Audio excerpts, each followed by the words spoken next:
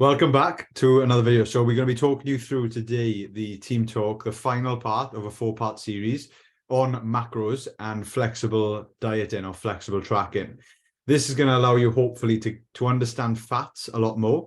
We've already covered macros as a whole. We've covered protein, we've covered carbs. Now we're going to go into fats and explain exactly why you need them. I know a lot of people want to lose body fat in this group. So many of you have actually asked the question, do I need to then drop my fats because I don't want to put fat back on? And it's a perfectly valid question, but we will hopefully show you throughout this presentation why you actually need it and how it's going to benefit you with your fat loss journey as well. So first of all, kicking off with the question, get your chat boxes out if you can. So if you don't know how to do that, I'm going to try and find out how to do it as well now because I forgot. It seems like it's been ages since we last done one of these, but hang on. Why can't I do it? Chat, here we go. Got it. Right. Okay. So get your chat boxes out. Have you ever avoided fatty foods assuming it will store as fat? Because I actually have. Yes, definitely. Yeah, see, this is crazy. Like a lot of people in this group are in the same boat as, well, we all have been, I'm assuming. No, Tommy, you're the only one. You're an anomaly. And Fen. You just knew it all from the start, look. No, in all seriousness, like most people do, associate fat with gaining fat. So they do avoid it. But then they avoid carbs as well because they gain weight, because we've already talked about carbs and how that does actually make you gain weight. Watch that presentation so you know what I'm on about with the context of it. It's not body fat, it's weight. So yeah, there's two things out of the equation now. You're just left with protein. So we don't want to just eat the protein only diet. So we need to understand why we need all of these macronutrients and why the best form of dieting or going into a calorie deficit is by having a balanced variety of all of the macros. They're there for a reason. We need them. So hopefully we're going to explain to you exactly why we do need them. So let me try and minimize this chat a bit. Not great with the technology tonight, I'm not going to lie. I'm just going to get rid of it. So, Llew, if you look out on the chat, just in case any questions come in, and then cut me off then if there's any that pop up, right? Yeah, so, will do. Anytime you want to cut me off throughout this presentation, just feel free to cut me off as well and just start speaking. And any questions you've got, just fire them over. So, what is fat? Fat is also known as adipose tissue. It's an essential component of our bodies. It is a macronutrient that provides energy, supports vital body functions, and plays a crucial role in various physiological processes. While often associated with weight gain, it's important to recognize that fat serves several critical functions that are necessary for optimal health and well-being. So there's 3 different categories of fats. Can you list them using the chat box? I'll give you 20 seconds on this, so I'm not going to keep you too long, but I would be interested to see if anyone can name all 3. Because there's some of you in here training to be coaches, PTs yourself. So it's a little test for you. Put yourself out there on the spot. Who's going to be brave? Who's going to have a go? Tommy jumping in. Tommy's going deep with mono. Yeah. Okay, cool. So. Yeah. Pretty much there. So we're going to break it down into saturated, unsaturated, and trans fats. Just to let you know in advance as well, tonight's presentation, we're just specifically going to talk you through macro tracking and how it is used to be flexible with regards to fats as well. We're not going to dive deep into how fat loss actually occurs with regards to fat. We're not going to talk about that. We're more going to talk about like intake of fat, if that makes sense, and how it actually affects you in that point of view. That would be a whole other presentation if we want to do that, which we will cover it. So saturated, unsaturated, and trans fats. So we're going to break them down one by one, and we're going to explain to you exactly what happens, the overview, the pros and the cons of each. So a lot of people do avoid fatty foods because they do tend to have a lot of cons as well when we do go into them when over consumed.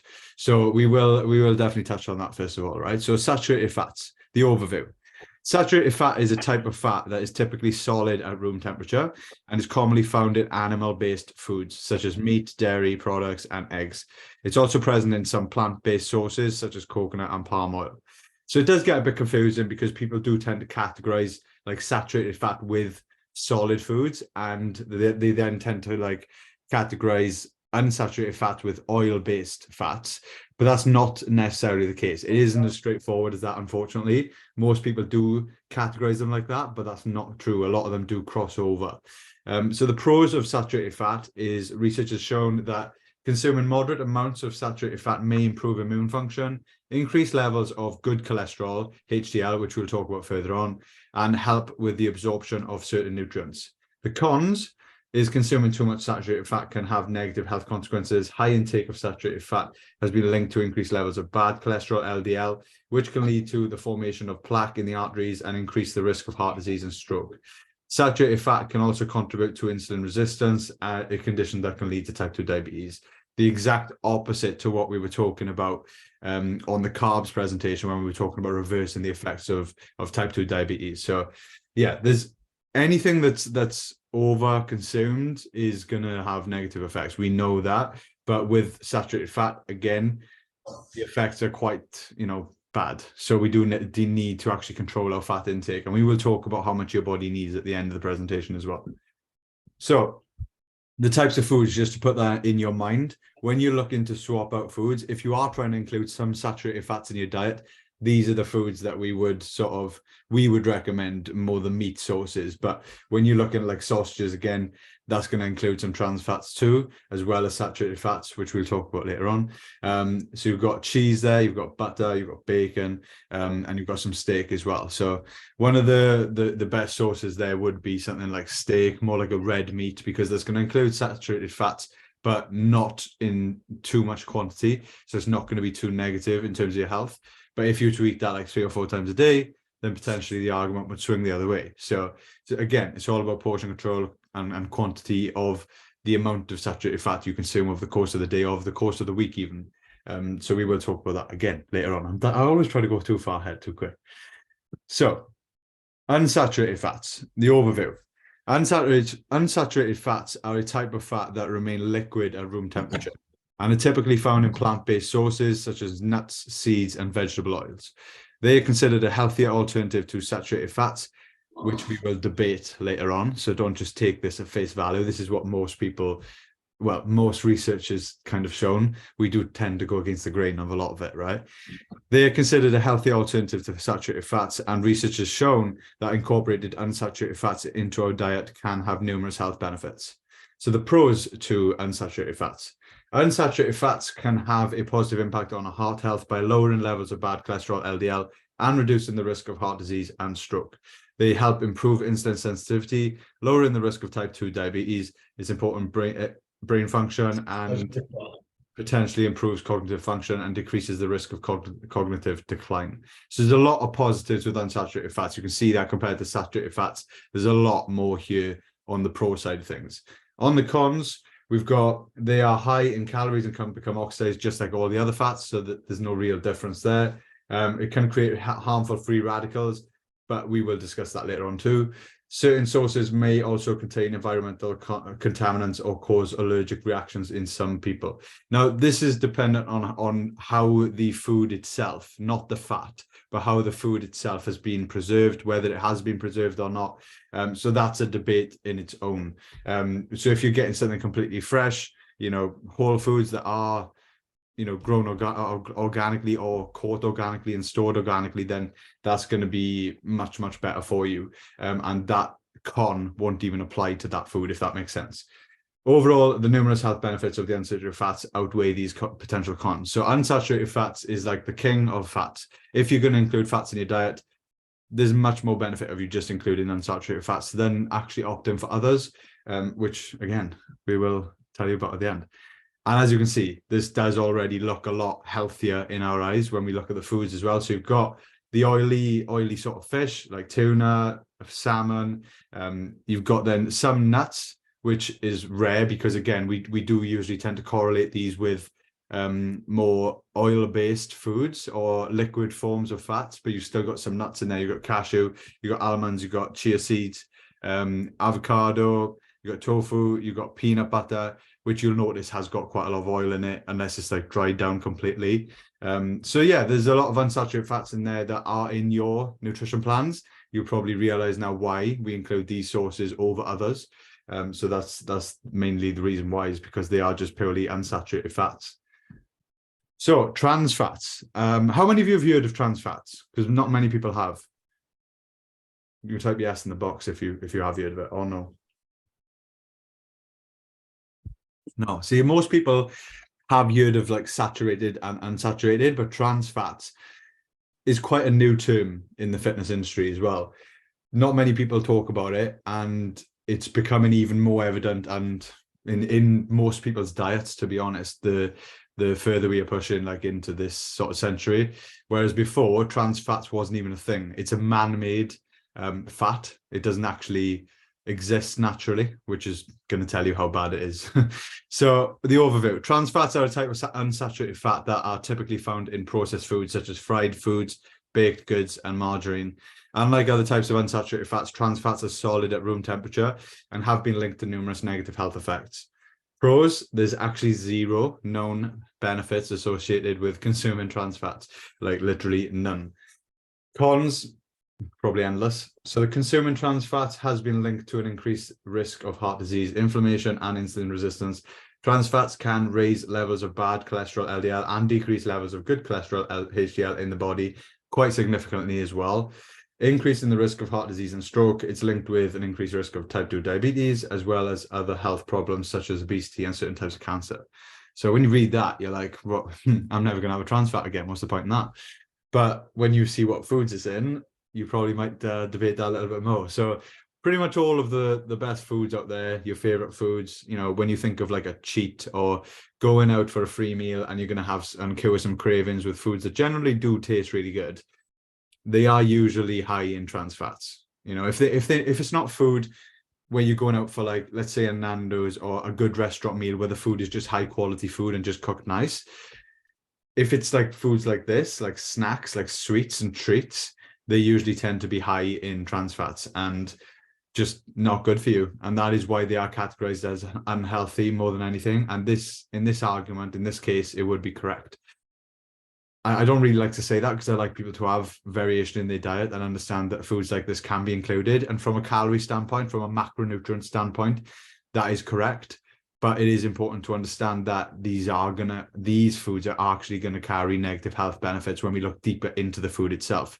So just to be clear with you, just because the trans fats are negative and have a negative health effects, that does not mean that it's going to actually, you know, stop you from losing body fat. So when we're talking about controlling body composition, we covered this in the first video of this series, the fact that you can still include these foods and solely these foods if you wanted to, and you would still lose body fat if you were in a calorie deficit. However, when we look deeper into the foods, which is what we've done through the series, is showing you why we do opt for certain foods over others. And hopefully that will give you a better picture and a better informed choice when you go to actually choose these foods to go and factor in and out of your plans. So yeah, I hope that helps anyway. But it's probably everyone's still gonna, you know, choose these now and again, and I definitely am as well. So yeah. So which of these would you say is bad? If you know, you could select them all. You could select 2. You could select 3, 1. Just out of curiosity, which ones of these do you think is actually bad? Would you say they're all bad? Give you literally 15 seconds.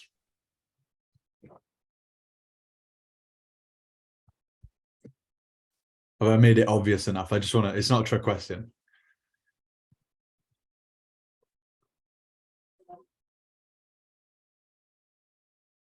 Yeah. Okay, good. No, I'm glad you've said that. Yeah, brilliant. The reason why is because some people do believe that saturated fat is bad for you. And when you actually go and research this yourself, you will find out that a lot of people do paint saturated fat to be bad fat. Just like when you talk about like LDL and HDL in terms of cholesterol, everyone labels LDL as bad, but you do need some LDL. So people need to stop labeling things. Everyone seems to try and categorize something, just like we did with, you know, saturated and unsaturated fats. Like they say saturated is mainly solid at room temperature, when it's not actually the case all of the time. So then that can become confusing. So we need to just be aware of what these foods are and what they do to us, so we can make informed choices rather than just saying that food is bad, you should not have it, because that's not true. So yeah, saturated fat is actually needed to an extent, and unsaturated fat is definitely needed 100%, especially with most UK Western diets. They tend to be very high in omega-6s. We talk about this a lot, and you get most or the majority of your omega-3s from unsaturated fats. So you need to make sure that you are included a lot of unsaturated fats in your diet. And we will talk about the proportions now as we go forward. So do you have any questions before we go deeper? Just if you want to ask anything right now before we, continue to go on. Or have I lost any of you yet? Or are you all good? I'll keep going, right? And if there's any questions that pop up, Shiv can cut me off then. Okay. So, try to get rid of this a minute. Okay, so breaking down unsaturated fats again. So Tommy touched on this at the start where he said mono. So you've got mono unsaturated fats and polyunsaturated fats. So I'm going to read you the differences, and hopefully you'll be able to understand exactly what these differences are. So unsaturated fats is labeled the good fats that we just talked about. Endless benefits, very little cons as well. And even in terms of the amount you consume, to be honest, the cons doesn't increase too much. So monounsaturated fats are a type of unsaturated fat that can have positive effects on heart health when consumed in moderation. That's just unsaturated fats in general, to be honest. They are found in various food sources, including avocados, nuts, such as almonds and cashews, and oils like olive oil and canola oil. Incorporating monounsaturated fats into a balanced diet can help lower bad cholesterol, LDL, and reduce the risk of heart disease and stroke. Monounsaturated fats are known to have an anti-inflammatory properties and can contribute to improved insulin sensitivity, which is beneficial for managing blood sugar levels and reducing the risk of type 2 diabetes. Now, I'm going to stop there, because when we are looking at training athletes, right, this is when we really do become very, very picky with where we place our foods. So we tend to actually avoid putting any monounsaturated fats or unsaturated fats around the training window, because we need inflammation. Right. So reducing inflammation is something we don't actually want around the training window. So we tend to put these, high fat meals as far away from the training window as possible. So that's a cool little trick for you there if you want to ever do that. But just like all fats, they are still very calorie dense. Therefore, portion control is essential to maintaining a healthy weight and overall well-being. So again, we always touch on this. The density of calories is 9 calories per 1 gram of fat, whereas carbs and protein is 4 calories per 1 gram. So it is quite dense compared to the same weight of, other macronutrients. So polyunsaturated fats. Polyunsaturated fats are a type of unsaturated fat that offer several benefits, blah, blah, blah. They are found in various food sources, including fatty fish, such as salmon and mackerel, flax seeds, chia seeds, soybean oil, and walnuts. Polyunsaturated fats are rich in essential fatty acids, including omega-3 and omega-6 fatty acids, which the body cannot produce on its own and must be obtained through dietary sources. This is why, for the majority of people, like I just said, we do recommend an omega-3 supplement for most people, especially with Western diets, because most Western diets actually give you enough omega-6s, but the problem is they just don't give you enough omega-3s. So that's why we tend to just supplement with that. But yeah, even if you include, 1 to 2 oily fish per week, with the type of training that you're doing, you will benefit more from having more omega-3s spread out throughout the week as well. So omega-3 fatty acids found in fatty fish, flax seeds, I think I just read that there, no. Flax seeds and walnuts have been associated with reduced inflammation, improved heart health, and enhanced brain function. Omega-6 fatty acids found in vegetable oils and other plant-based sources are necessary for various bodily functions, but it's important to maintain a balance between omega-3 and omega-6 intake to promote optimal health. Balance tends to be the best for everything, which is funny because people always try to push, certain diets which tend to be heavy in one particular macronutrient or low in another, or very low in certain micronutrients. There's all sorts of diets out there, and what we try to promote is just information, education. You make your own mind up on what you prefer and just try and include everything. Like, we're not trying to push a certain way of dieting on any of you.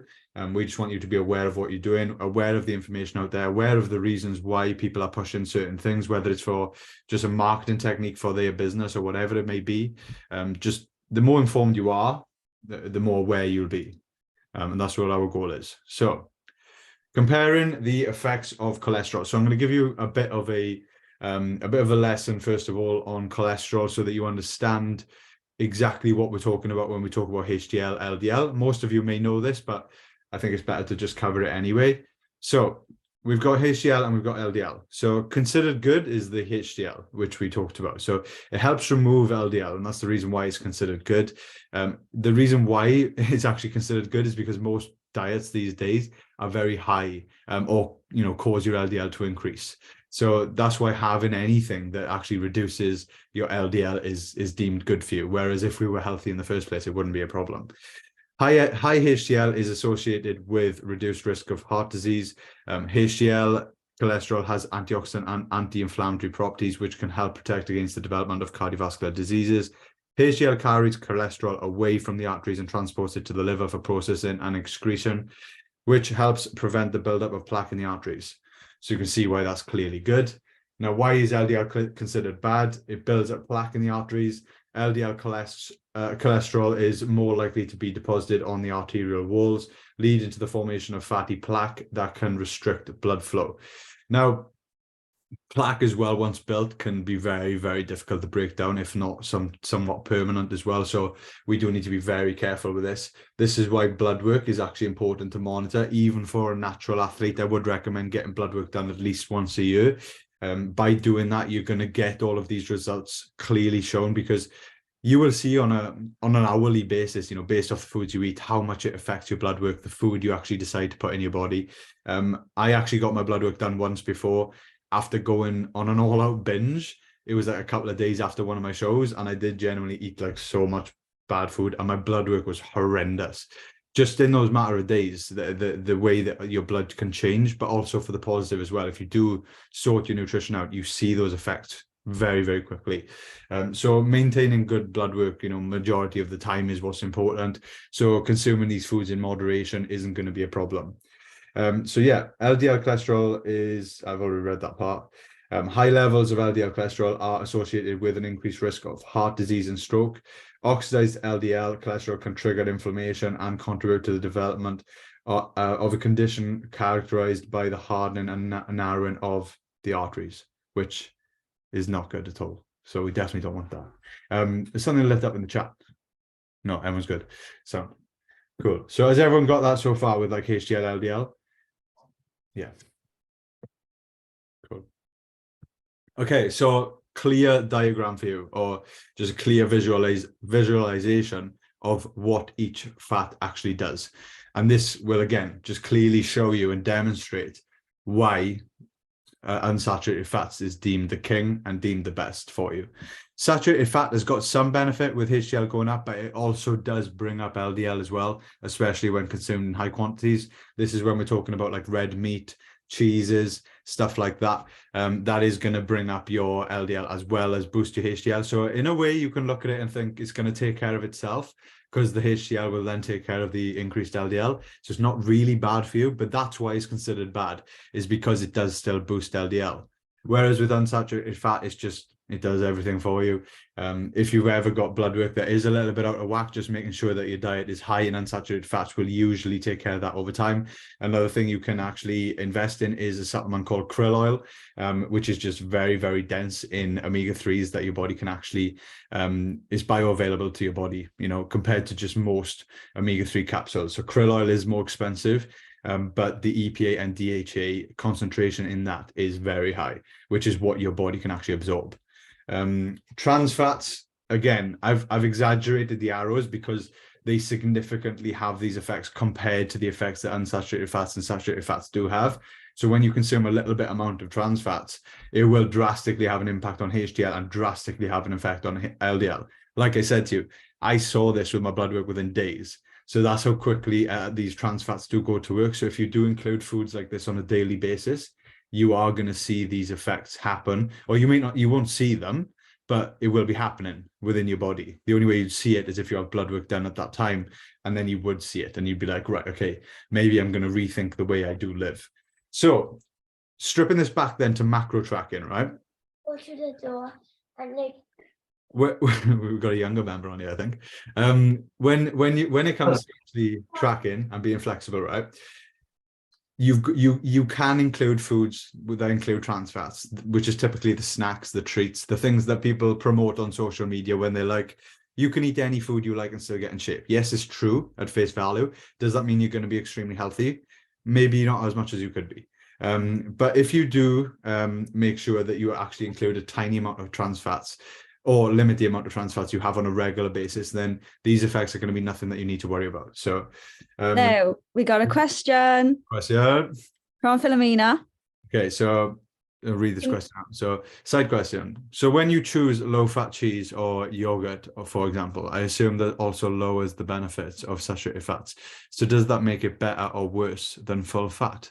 That's a very good question. So that would depend on the food itself, but I can see exactly what you're thinking about there. Now, I'm of the same opinion as you. If you're going to include these foods in and you're tracking the macros and it's within your targets for the day, then I would look to have the normal food, the food that comes as normal, that hasn't been tampered with. Because usually when these foods have been tampered with, right, if it says lower fat, there's usually a reason for that. It may actually include more trans fats because of the way it's been actually manipulated. It's been manipulated in a lab. You know, it's not actually coming from a place where it's just as it is. So yeah, I would definitely favor more natural products as much as you can that haven't been stored or preserved in a certain way.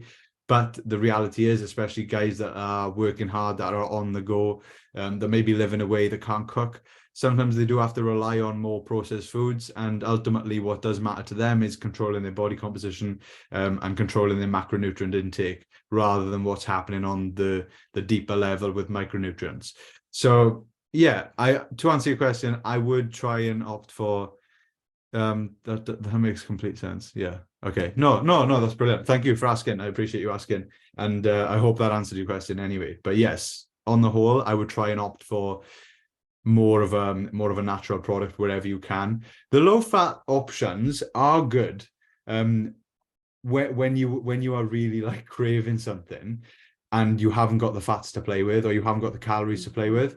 So we're not advising that you don't ever use these products. They are there, and ultimately the main goal for us, especially with someone that's desperate to maybe lose body fat and they are really craving foods, I would much rather you have something that's not as healthy in the short term to just control body composition, because that's going to be healthier. You losing body fat is going to be healthier than you just short term, having some maybe more trans fats or less saturated fats than what you could potentially have. So yeah, it's all about thinking for you and what is best for you right now. It doesn't mean that the choices you make right now are going to be the same choices you make for life, if that makes sense. So the more education you can have on that right now, I think is going to allow you to make better choices as you do start to track macros. So how should you actually structure your fat intake then? These are the recommended guidelines by most people. I've kind of categorized it and put together from what most sources out there actually say. They say 0% trans fats. Now that's just not reality, is it? How many of you have not had a cake, a pizza, any sort of pastries or anything over the last month? There's probably none of us can put our hands up, right? So we need to be aware of what they do, the effects it actually has, what's happening on a deeper level, and then we can make more informed choices. And if we want to have a piece of pastry every single day, then that's up to you. Then that's on you, and that's your choice. Unsaturated fats, the recommended guidelines is to have like a 90-10 split between saturated and unsaturated fats. Now, again, if you're going to have 10% of your fats coming from a saturated fat source, that means you're either going to be having a quarter of a piece of steak, or it's going to be something so unrealistic that it just doesn't make sense to even suggest something like that. So what we've gone for, just to give you a bit of a guideline, is splitting it like this. So you've got about 70% from unsaturated. Would always recommend just going for this source if you can.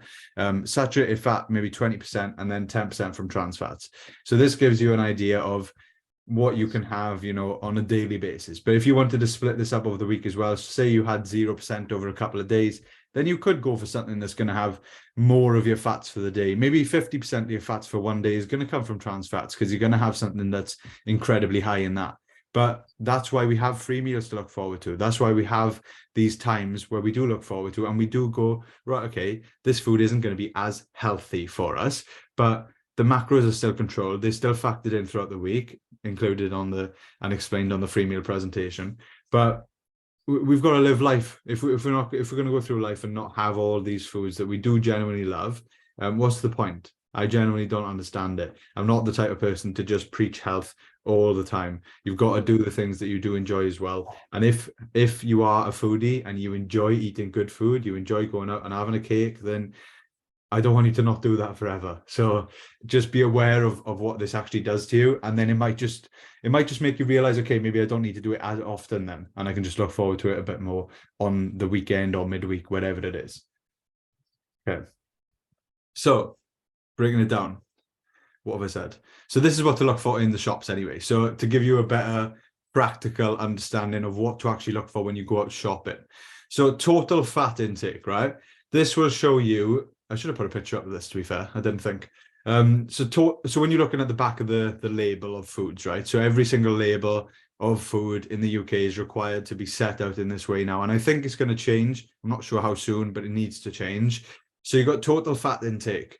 This will show you the grams of fats in each food. This is important for tracking macros. So again, this is going to show you that figure that converts directly. So 9 calories per gram. If you see something with 10 grams of fat, that is literally equating to 90 calories from that fat source. Then underneath it, directly underneath it, it will break it down into saturated fat. Again, because years ago, they didn't realize that there was such a thing as trans fats, and they only had saturated fats, and they were just assuming that must be what's causing all the heart disease from people that eat in very heavy and high fat diets. It must be coming from the saturated fat, because we know that unsaturated fat is good, right? So saturated fat is painted as this bad thing. So they said, right, okay, we'll put it on the label, and people can understand then, oh, this is high in saturated fat, so I can't have this. AKA, don't eat a good steak. And we like a good steak, so we're going to keep that in our diet, right? So UK labels will break down the saturated fat as it has been previously deemed as a bad thing. So again, you will see that figure broken down from the total fat intake itself. Trans fats, UK labels are yet to specifically calculate the number of trans fats in foods, despite it being extremely bad for you with no known benefit. So again, it doesn't make sense. It just seems like they're slow in catching up with the science and what's actually out there now, the info that's actually out there. But you can try and identify trans fats by spotting terms. My spelling's just completely off at this point. Practically and understand. And what have I said? I haven't spelled any of this right. So hydrogenated oils. Hydrogenated oils, I've said that again. This is terrible. I'm actually really sorry for this. Vegetable shortening, margarine, fried or deep fried, processed foods. So anything that's got this on the ingredients list, I know everyone's laughing at this point. He's like, you can't spell by this point. He's finished the presentation. He's done. And yeah, so anything when you look at the actual ingredient list, right?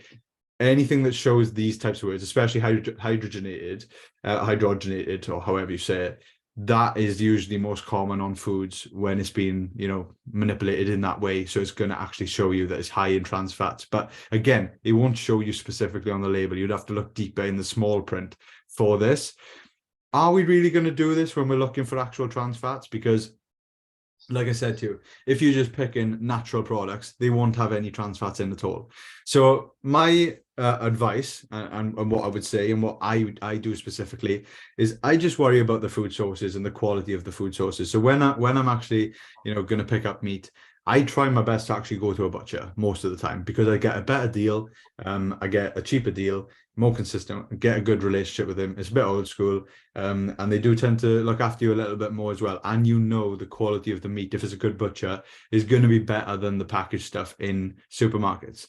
Now, if you want to go to supermarkets, I would actually just check the meat and see if it has got any of these things on there. Most of the time it won't. So you'll know that it's absolutely fine. Saturated fats will be higher in red meats, of course. So you can be aware of that, but that's the reason why they are in your plan. You do need to have some sort of saturated fats coming into your diet. But when you are going to see these terms on food labels, it's only going to be from foods that is bad anyway, if that makes sense. So if you want to go back all the way to, my computer's a bit slow now. So if we go back to this, like you're going to look at these food and no one's going to be thinking, oh, I think that's healthy. But then I look on the label and it's like, oh, no, it's got trans fats in it. I didn't expect that. So you're already going to be aware that these foods are pretty, not healthy for you. You're not picking them for the micronutrients, put it that way. So one thing I did chuck in there I forgot to mention was a meat deal of the day. The reason I've done that is a bit of a meal deal. So if you look at meal deals, like processed food, pre-packaged food, you might be surprised when you do look at them. They may have some forms of trans fats in them just because of the way they've been made. So it is something to look out for, and you may start to notice things when you do go shopping now. But yeah, hopefully that does cover trans fats and fats in general, so you know now what to look out for. Yeah, is there any questions that you've got on fats before we go into just the general Q&A? And you can type in the chat box.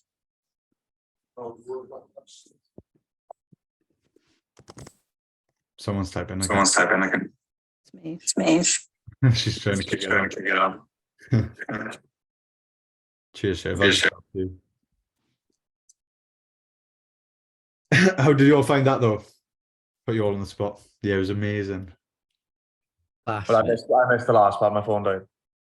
Did you actually like take value from that? Let's just answer that then, because there was a lot of information in that. You can type a yes or a no. What would be healthier overall? Better choice of fats between peanut butter and dark chocolate.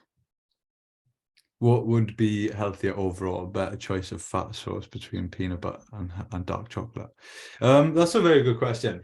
Peanut butter would be more beneficial, I would say, just in terms of the actual fat content. The reason why we actually use dark chocolate more often is because it actually does increase blood flow, and that's why we tend to use it pre-workout.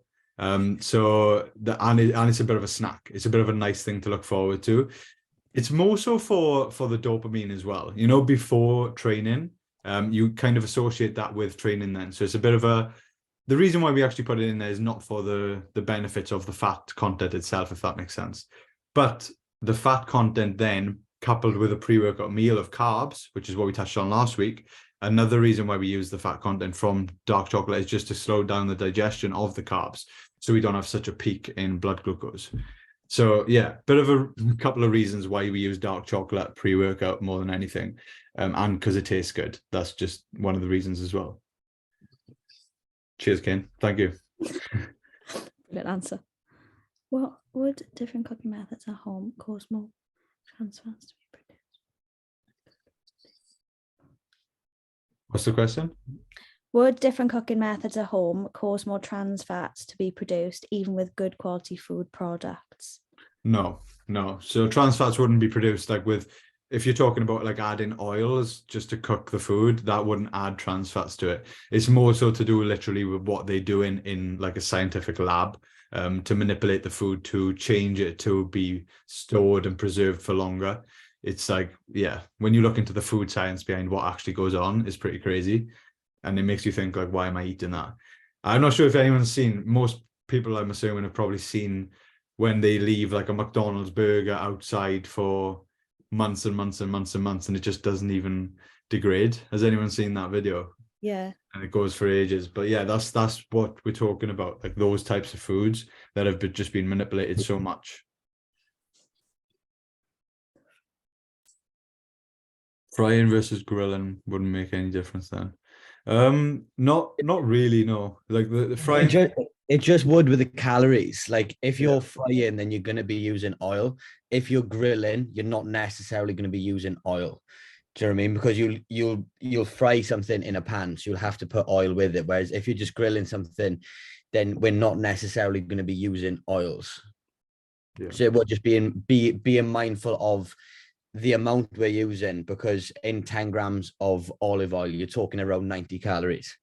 Yeah, that's a really good point, actually, because the amount of times that we've had someone on a plan, for example, right, and we may be dropping their calorie intake or their macro intake overall, and nothing's changing. They may genuinely think that they're sticking to the plan, and we may not be seeing as much progress as we want. And we're trying to dig deep into finding out what's going on, because we know, like, we've worked with so many people now that if something's not working when we're making changes, like something's wrong, right? And sometimes it genuinely comes down to the way that someone is cooking their food. They could be all adding like a ton of oil and frying their food maybe 3 or 4 times a day. And they are unaware, like totally unaware, not doing it on purpose. And they are adding like 100 to 200 calories per meal. Now add that up throughout the week, and you're you're putting yourself almost, well, in a surplus really. And that can be one of the easiest ways to cut down as well. When someone is frying their food or using a lot of like cooking oils to cook their food, just simply taking that away can be an easy way to drop you into a deficit without taking away any actual food. So being aware of the way that you cook is definitely important. Something we need to have on, when people join up, is just saying, how do you cook? Yeah. But yeah, the spray oils are fine, absolutely. Because even if you spray like the whole thing, you can count, it'll be like 10 to 15 sprays max. You really don't need much. So is there loads of trans fats in the 1 cal spray? From Reese. Do you know what? That's actually a good question. I haven't actually checked the back of a trans fat from the trans fat content from the sprays. I will actually look into that.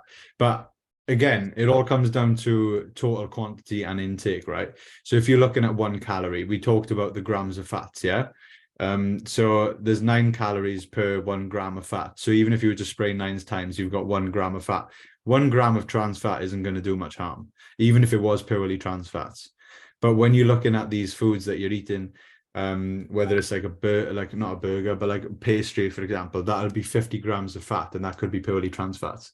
So that's the type of quantities that we're talking about, the differences. Shiv doing a research already. Yeah, I'm literally looking now to answer Reese's question. I don't think they are. I don't think they do contain trans fat.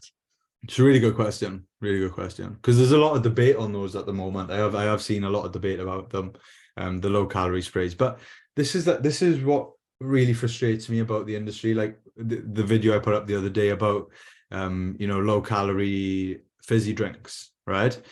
People are bashing it because, yeah, there we are. People are bashing it because of the sweeteners in there, because of the different ingredients that they put into them.